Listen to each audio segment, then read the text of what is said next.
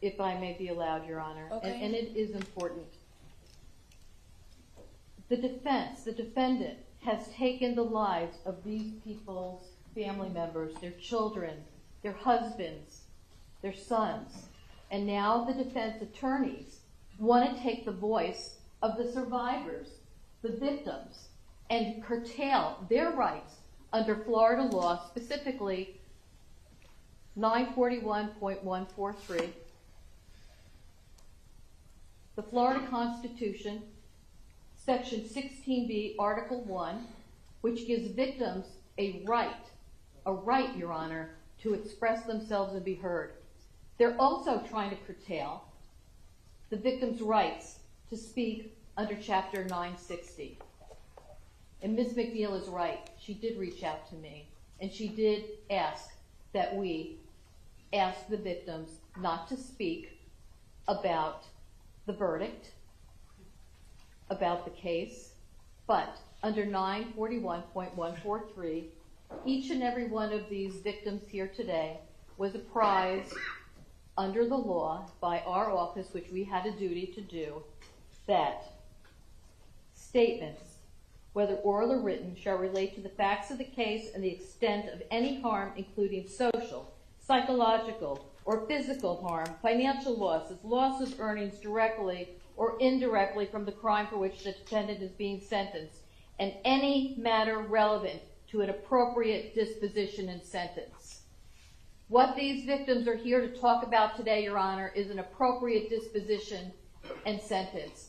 The defense cannot try and impose prior restraint on these victims who have every right to be here and exercise their freedom of speech under the First Amendment, under the Florida Constitution, and under Florida law, Chapter 943 and Chapter 960.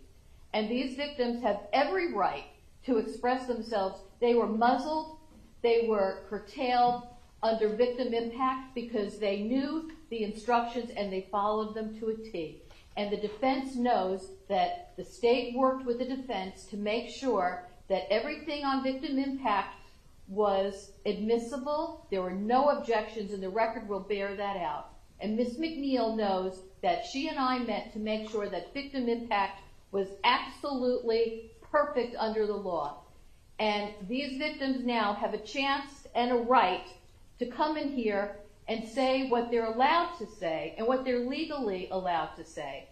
What the defense is doing is illegal to try and curtail these victims' rights under the law, and it's unconscionable. These victims have a right to express themselves. I have not gone over what their statements are because under the law, under Chapter 960, they don't have to tell me what they're going to say. They can ask me if they need guidance, and I will provide it to them. But they have a right to address this court. Thank you, Your Honor. All right, State, you can go ahead and call your next witness. I just need to say that the defense is not attempting to curtail the limits of the sentencing proceeding or the rights that the victim's families have. We are not trying to do that. But the state attorney's office knows that what is happening here is beyond what the victim's families are constitutionally protected to do. You can say whatever you want to Mr. Cruz. You can attack him and say whatever you want. But your honor knows that what is happening here is not permissible.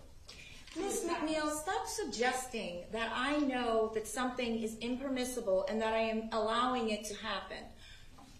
You're finished. I've heard your objection. It's noted. State, go ahead and call Ms. Ramsey.